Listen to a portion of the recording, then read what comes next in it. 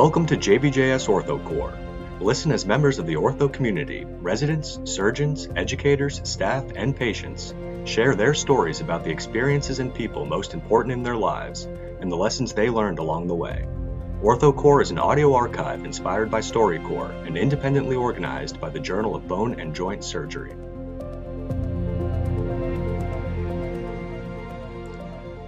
All right, so welcome to another edition of JBJS's OrthoCorps. I'm Sanjeev Sabharwal, and today I have the privilege of talking with my mentor and friend, Dr. Hugh Watts. Hugh is a professor emeritus at UCLA and most recently worked at the Shriners in Los Angeles. So good morning, Hugh. Good morning to you, and I'm glad to be here with you chatting. Great. Okay, so Hugh, you've been the past president of POSNA. You've served as a historian for that society, and you also founded the POSNA Committee for Outreach in Underserved Regions, just to name a few of your contributions to POSNA. So tell us a little bit, and, put on your historian hat and maybe tell us how POSNA evolved and how you see the practice of pediatric orthopedic changing from the time you started training to when you sort of, slow down in terms of clinical practice. Slow down.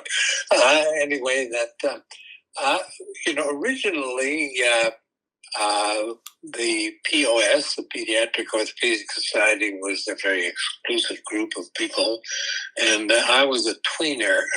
I was in between, in that I was probably just about the last of the group of POS before it made its major changes. Mm-hmm. And I was at an academy meeting, and they had a sub group where they were talking about the history of orthopedics, and they had various people talking. Among them was Bob Salter from Toronto, and he was asked to speak about pediatric orthopedics. And his history of pediatric orthopedics was interesting, but I thought it totally missed what I felt was the really essence of the changes that had been going on. He spoke of various interests in different people, and he used publications as the source. I had been involved in the changes, and in part I was the secretary for the POS before it had its amalgamation with the POSG. And I'm sorry, POSG for our listeners is the Pediatric Orthopedic Study Group, right? Study Group, that's and, right. And the POS, the Pediatric Orthopedic Society, was more of a very exclusive, by invitation only kind of group. Is that right? That's right. Okay. And their downfall, really, that made it so difficult at first, was that they decided that they would only allow one person from each major orthopedic center, pediatric orthopedic center, to be a member. And so that meant that somebody like Peterson would be probably forever excluded because you're talking about Ham Peterson at Mayo? Yeah, Ham. Got it. That Ham would have been waiting around for Tony Bianco to die, and I think it turned out that he would have had to wait 20, 30 years, which would have been ridiculous. And so the idea of only having one member from each center was originally sort of set up so that no one center would dominate the whole bunch of groups. But now then, I've now lost my train as to where we were. No, just to summarize, how did POSNA happen? It sounds like POS and the study group kind of came together. So tell us how that happened. Yeah. Well, so initially the POS, they were the tried and true, and they really were a distinguished group. In 1969, there were only 9 pediatric orthopedic surgeons in the U.S. and Canada that exclusively treated children. And so that's when people decided to maybe they ought to get together and talk to each other. But then when they looked around, they found another function. So by the time the group got together and formalized the Pediatric Orthopaedic Society, there were some 21 people who were members, and they were indeed the leaders at the time. But it was this exclusiveness that I was mentioning that made a real problem for the younger ones. Yeah. And the younger ones then just got together a very informal group, which became known as the Pediatric Orthopedic Study Group. And primarily that was Ham Peterson and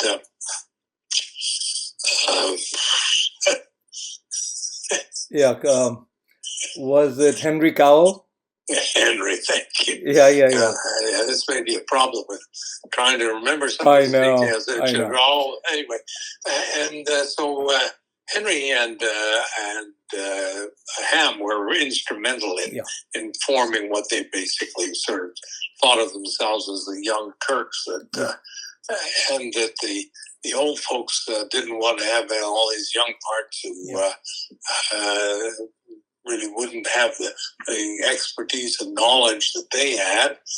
And in some respects, the younger people were a little bit in awe of the olders and were a little afraid. It was a little hard to speak up what you thought about Legg-Perthes disease when you had Bob Salter right there looking over your shoulder, who'd made so many contributions to that disease and so forth. Yeah. So that this was the initial conflict.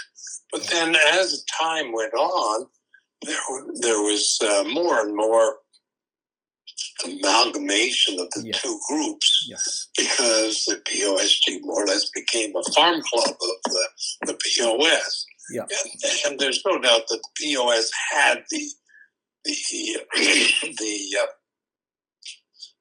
prestige. Yeah. So that if you were a POS member and they invited you to be a member of the POS rather than POSG, you would jump at the chance because this was acknowledging your welcome into the central core of people.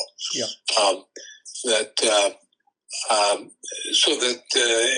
as these groups started to mingle together, Bob Winder was very instrumental initially in pushing to join the group, and this was sort of smoldering, I should say, until the early 73, 74, and then it sort of finally dawned on people that they couldn't get funding to go to 2 meetings a year, and there was also taking more time and all of the rest. So that the natural thing happened that they came together. Yeah. And at the final coming together, that was at that point I was the secretary of POS, and John Hall was the president. And we were at the same hospital, and therefore that made it a lot easier. Sure. And it was easier to kind of push the people into getting together. And so when this finally did happen, it was decided that we would amalgamate them, and they would be called the Pediatric Orthopedic Society, which would have been very good. But unfortunately, as the lawyers looked into things, that the leadership of POS had not been very good about fulfilling their duties to fill in papers for their IRS, and the leadership of POS suddenly found that they were liable for potential problems of a considerable amount of money. And so they decided the answer was to disband. and reformed themselves immediately as a new organization, which was called POSNA, Pediatric Orthopaedic Society of North America. Yeah. But of course, North America didn't include anything south of the southern border of the U.S. And unfortunately, my preference, because I have a general worldview of getting together, it was a shame that was the choice. Yeah. Because the goal of POSNA or POS was really to be representative of pediatric orthopedic surgery in the world, and not of North America. Yeah. But that was an accident of bureaucracy, and we were stuck with it. Yeah. And other parts of the amalgamation, which I criticized, but no one paid attention to me, was that the emblem that they chose was two crooked trees with one stake to correct it, instead of two stakes to use conjointly for its increased power to correct the one crooked tree in the middle. Got it. So we had twice the pathology and only one organization. But anyway, that's neither here nor there. Yeah. Okay. Well, this is great. I mean, to hear the backstory, from someone like you who was, very intimately involved in the whole thing. And, there's so much serendipity there. But let's move on to a related theme. I think, interestingly, POSNA came at a time when, orthopedic surgery and pediatric orthopedic surgery was also changing. So, and, you witnessed both sides of this sort of change or chiasm. So tell us, how do you think that took off? How did the clinical practice of pediatric orthopedics that you saw evolved over time? Yeah, really, the time I spent as a resident was in the old style of pediatric orthopedics. And there really wasn't a history of the safety of using internal fixation in children. That is, if you put a screw into a hip, these children would be living for another 50, 60 years with that screw in them, and we know what the dangers were. And so there was a much greater reliance on either the external fixation, or that you would use plaster. And so that as a resident, for example, I spent 3 months as the plaster pop, as we were called, and 3 months entirely treating children with plaster. And so and I'm sorry, this is for like patients with scoliosis or fractures? Yes, for everything. Oh, Scoliosis, it's a subject dear to my heart, how that was managed when I was a resident. A child came in with scoliosis that was going to be operated upon. And the first step was you, as the plaster pop, had the job of making a body jacket for this child. Whether the body jacket was first meant that you sewed on a sort of a half-inch thick felt coat, quite literally, where, you tailor it all with tucks and bits and pieces so it was nice and smooth. And this then was coated in plaster. Yeah. Okay. And so then what you did is you waited about 2 days and until it was good and hard. And then you kind of guessed where the apex of the curve was, and you put a thumbtack in the front of the cast and a thumbtack in the back of the cast. Sent that child off to X-ray. You'll get an X-ray to confirm that your thumbtack was in the right position. Yeah. Then you cut from the thumbtack on the concave side around to the other thumbtack, all the way through the plaster, and then cut through all the felt.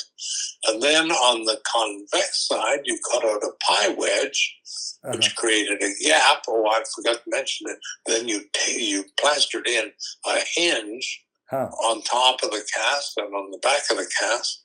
And then you had to put two little right-angle steel things onto the concave side, and which you put a turnbuckle. Yeah. And then twice a day, you went to the patients, or actually the patients came to the plaster room, and you turned that turnbuckle up, turned a couple of turns, and you gradually cranked the child's scoliosis as straight as you could make it over a couple of weeks. And then when that had happened, that was actually the correction. Yeah. You didn't do any correction surgically. Yeah. That was the surgery. The correction was entirely in the cast. Yeah. Then you took the cast off. You had to wait a couple of days to let the skin get nice and cleaned up for the surgery. Then you took the surgery. Yeah. And then there were two teams. The team of the spine would open up the spine from guzzle to snatch. They would actually only then decorticate the posterior elements, and we did not cut out the facet joints. Yeah. And then in the meantime, you as the pup had the privilege of taking a periosteal graft from the tibia, and you were operating simultaneously with the knee bent 90 degrees. Oh, so the patient is prone. Patient's prone. Patient is prone, right. Yeah, got it. Okay, then you cut out a piece of graft that went from the very proximal tibia to the very distal, avoiding the growth plates. And it was 1.5 centimeters wide, and it was about 1 millimeter of cortical graft, which was left intact on the periosteum. Then you close this up, and hopefully you had this graft, and it was one piece.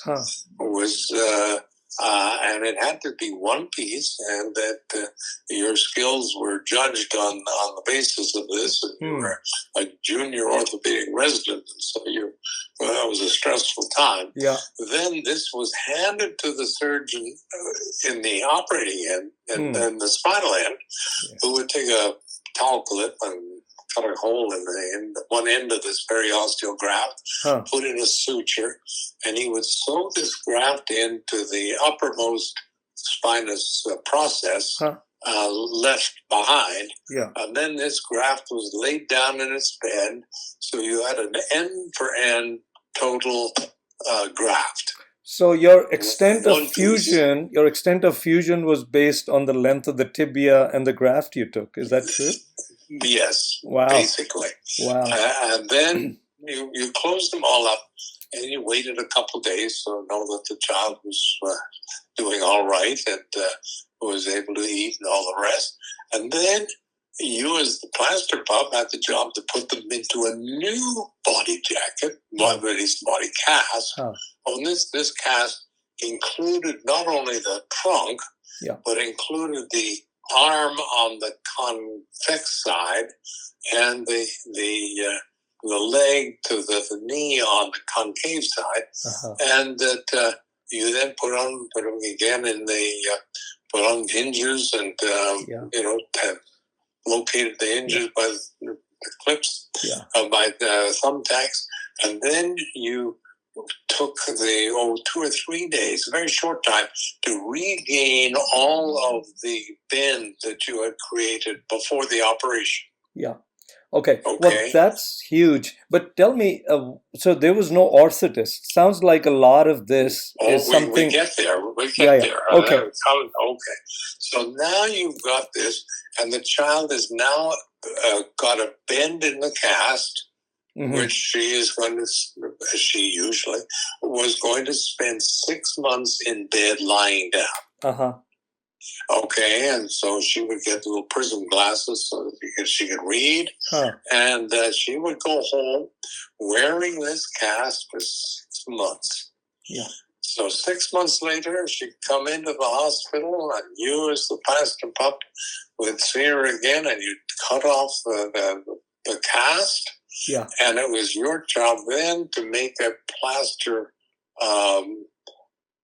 mold, I guess, And so you would stand this girl up who hadn't been standing for 6 months, and she was pretty weak and wobbly, and she would be held up with a chin next, a jaw, an occiput strap. At which point, you, as a plaster pup, would then now put on a new but unlined, there was a stockinette, but no felt, plaster jacket, which then went from iliac, just below the iliac crest, to the upper thorax. Yeah. And when this set up, which was just, not that many minutes later, you would cut that off. The child would be then put back into bed, and that mold was sent to the orthotist. Got it. Who then filled up the mold, which then provided you with a solid plaster that with a steel pipe going through it. Wow. Now you, as the orthopedic resident, were responsible to modify that mold so that it was, you would have to carve a little off the prominences and pad in where concavities were, so that the new shape was somewhat corrective. Wow. And then you worked down in the dungeon. I mean, it was a little, a room not much bigger than a closet. And there was a vise, and you put this mold with the steel central thing, and you took two-handled scrapers and modeled this whole thing around. And when it was a satisfactory shape, you then used Celastic, which was a sort of plastic. You then dipped that into acetone, and this OSHA would have died if it knew what you were fixing. And you then made a Celastic's jacket out of this mold, and then you turned that over to the orthotist, who then put buckles on the front. With sliding bars that would keep the sides of the of this brace from sliding north and south. And so then you saw the patient a couple of weeks later in the outpatient department, and this girl had to wear that thing for another 6 months. And this was treating. This was surgically treating a child with scoliosis. And the difference was that, it was just about that time as I was finishing up my residency that Harrington had been working on his rod that was finally being accepted. But the whole idea was, goodness, you couldn't leave metal in a child for, a zillion years. And so you, as a resident, certainly became very, very close to the patient. You've had a lot of dealings with the patient, and that this is the part about orthopedics that was children's orthopedics, which has changed so much. But it was very, very different from general orthopedics at the time. And that treating of a dislocated hip, there were no Pavlik stirrups. You put them into a body cast and incorporated their legs into abduction and some flexion. Not as much flexion as sort of went into the Pavlik stirrup, etc. But anyway, and these children would wear these casts for 6 months. They'd have to be changed if you're getting a child young enough that the growth demanded.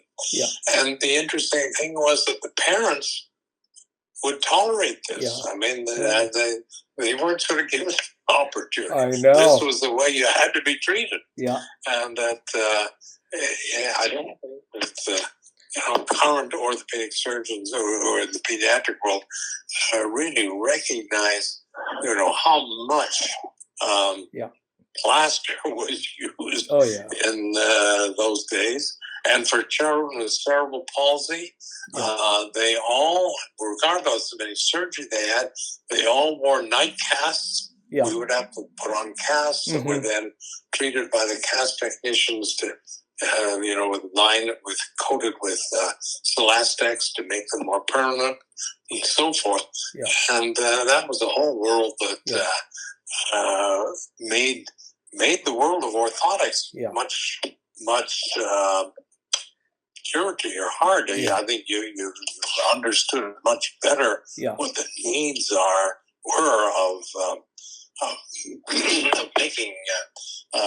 of making orthoses for children. Yeah. And this was, I think, helped me certainly in the early development of the Boston brace, which I was very much involved in, because I'd had to carve these models, and I had to work at all of this, and that it was natural to be very cognizant of what the orthotists had to do, and I think it helped a great deal. Anyway, that's a whole lot of area that's of interest. Yeah, but no. I don't know that. I don't think that a person who now treats a child surgically for scoliosis, where the child goes in and has everything all done right there. The exposure was much more extensive, much more bone removed, and that then the correction was the rod that you used right then and there, and then a couple weeks later they're all walking, and that it's just a different world entirely. Yeah, it's definitely different, and I guess in most people's eyes better, but I think there's something to be said with the personal experience and growth you had as a trainee. So I think so. It's much, much better for a child now, and hugely better for a parent and so on. But I think as a trainee, I fully appreciated the experience that I had, and I feel that it's something that current trainees are missing. Which is the same, of course, getting us into a topic that both you and I are familiar with and dear to our hearts, which is polio. I mean, when I was a resident at that time, the polio was more or less controlled in the U.S. Because of the vaccine, but there were huge numbers of children who had been who had suffered from polio, but who then were still dealing with the consequences. And so that we would have three polio clinics a week in the outpatient with a couple of hundred children each. Wow. And that again, with the bracing of it, with a child who would be in a KAFO, which we used to call a long leg brace, you learned that the angle of the ankle controlled the hip, so that if a child had weak gluteus maximus, you needed to extend the hip enough to get the center of gravity behind the hip so it wouldn't collapse and weight bearing, which meant that you had to dorsiflex the ankle. Well, it was our job with bending irons, where we would adjust the stops on the ankle to gain the amount of dorsiflexion, which would give you the hip extension that you needed for that. And so you didn't send them to the orthotist, you sent them to, and the word orthotist didn't exist then, now it was the brace man. You sent them to the brace shop later, but at the time we were residents, we did that ourselves. So that, this gave you much better appreciation of biomechanics and of the management of children, so that by the time you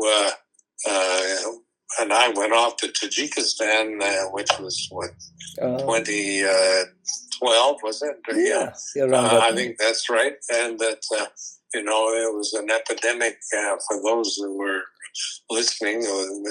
There was almost 1,000 children developed polio. And I think most of the world totally ignored it. Yeah. And I think it was enough of an embarrassment for the country that they didn't advertise it. And so you had a huge group of kids with polio, fresh. Yeah. But there was almost nobody who had any experience in the treating of this. Yeah. So it felt, so it was certainly a natural and easy thing for my wife is a pediatric physical therapist, and she had a lot of experience with polio herself. And so when we went to Tajikistan, to assess the situation, it was like old home week. But I think for most pediatric orthopedic surgeons now, they may not have ever seen or managed a child with the long-run consequences of polio. Yeah. I mean, you, of course, you and Sharon and some of us, compiled this book on polio with global help and Lynn Staley's, support. So I think that's a great resource to archive, because isn't like the polio-like diseases coming back even in the U.S.? And isn't it relevant for trainees today? Well, I think there are two things.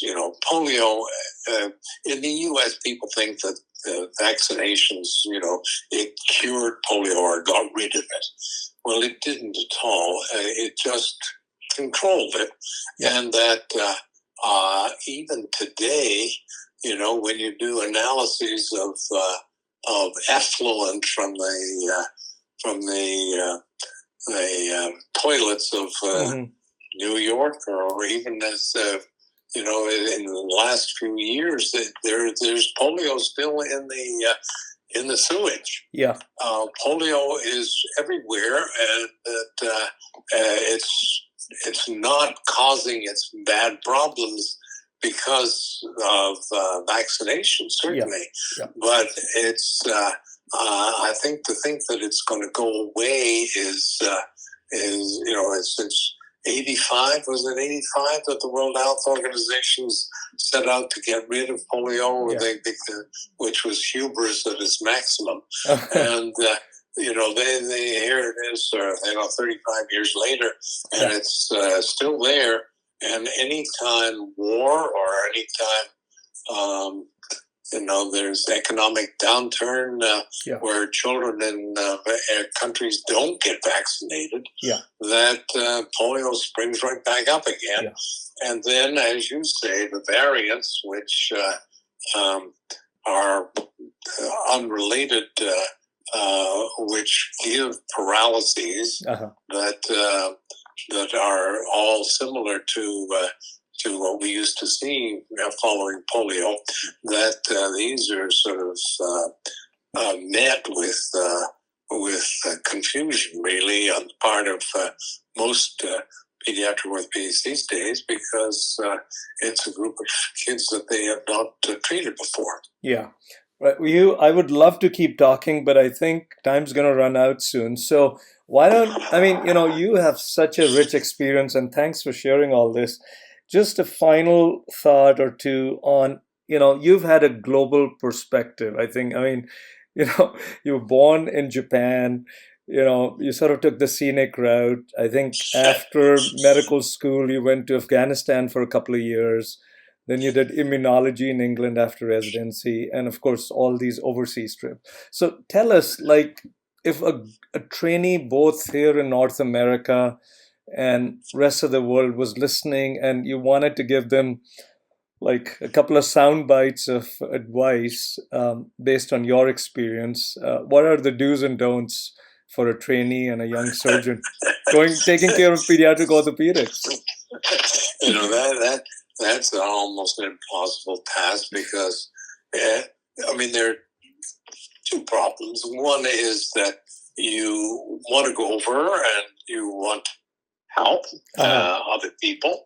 And yet you have to realize that you can only really make a significance if you can leave something that's sustainable. Yeah. So the mere fact of just going over and doing things, I think, is maybe self-satisfying, and it feels good to pat yourself on the back, but that doesn't really do anything if teaching isn't a major part of your goal. Yeah. And the problem is, in order to teach, you need to be skilled enough to have something to offer. Yeah.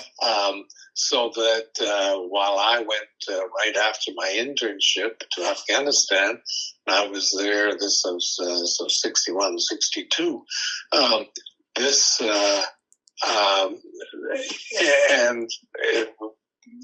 I had a lot to offer because my just general training was better than what the local medical people had. But in order to really make an impact, I would have to come back and get trained. Yeah.